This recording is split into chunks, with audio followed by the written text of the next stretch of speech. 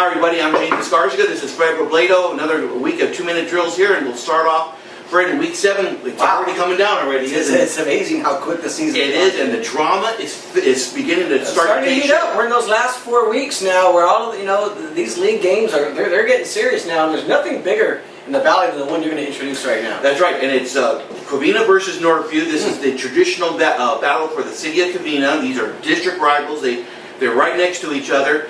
And Fred, Friday night, I think there's a bigger picture just besides the fact that it's Covina and Northview. Yeah, there's a lot on the line when there's not a lot on the line, right. And there's a lot on the line Friday night. Covina made that possible with that incredible 1-point victory over over San Dimas on Friday, where they stopped the game-winning 2-point conversion by the Saints.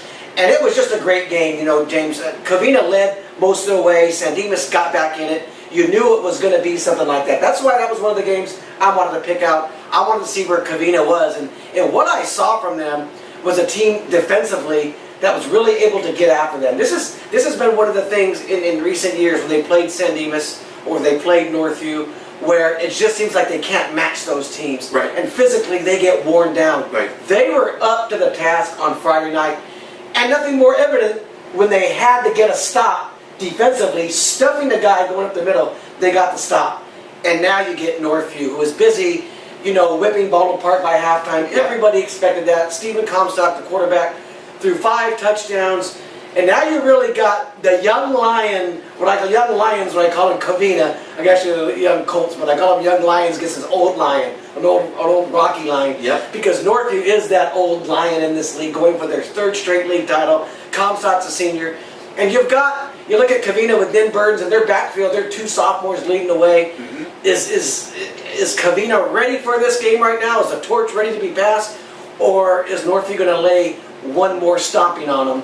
What was that score last year, James? It was 49-7. 49-7, Northview laid on Covina last year. That's not going to happen this Friday.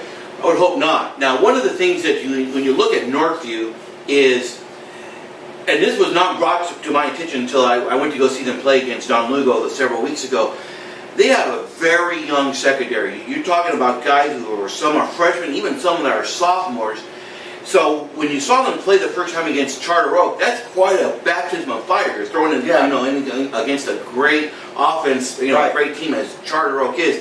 I just get the feeling they're finding their mojo. They're finding a way. They're finding a way to. They're making plays now. And now what seemed really fast to them at week 0, now they're getting up to speed as far as team speed and just seeing the game on Friday night. Yeah, and then they played a tough non-league schedule, and that was it. That's what this was for. And I think they knew once they got the Valle Vista League, they kind of have some mental ownership over everyone else, and there's some confidence.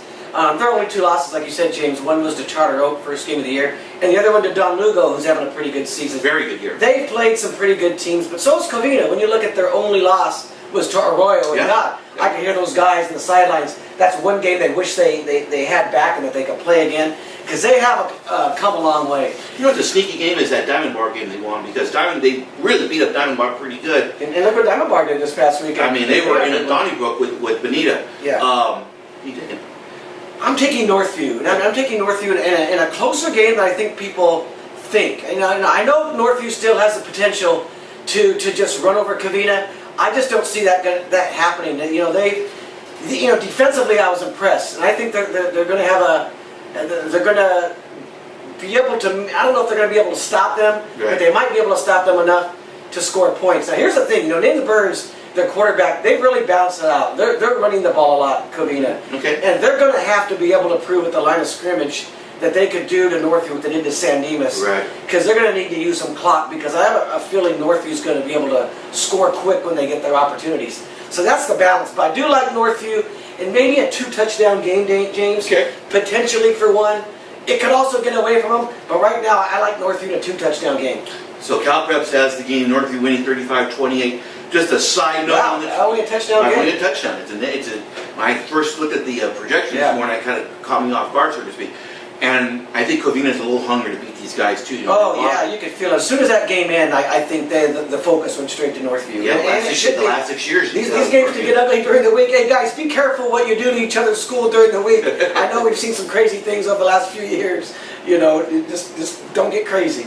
I'm looking for Stephen Comstock to have the type of game where we've all been waiting for. You know what Yeah, I'm saying? and And I think he's kind of, you know, we saw him in the Charter Oak game, it wasn't quite there, but you just see it progressively each and every week getting better. Yeah. This has to be the game that he's got to show everyone why he's one of the best quarterbacks. What you love about Comstock, James, is that first game of the year, it could have been easier for a lot of people to go south. I think he threw 5 interceptions against Charter Oak. It was a big hyped game, and he probably had as bad a game as you could possibly have.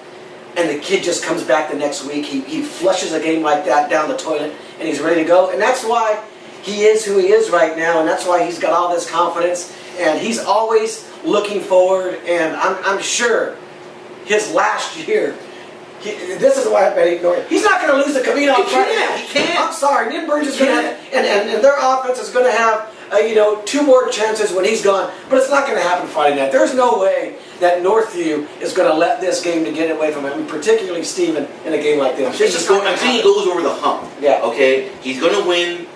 You know, he'll lead his team to a CIF title. Then he's going to go into wrestling, and he's going to win a state CIF title is going to be a different thing altogether because of that division. We'll see how that goes. Yep. But they're not losing to Valle Vista League. No, I can't imagine. And believe me, if they get up, he's going to put his foot down on Friday night. You watch. All right, so it's Covina, the Colts, versus Northview, the Vikings. So let's get the Colts and the Vikings on Friday night.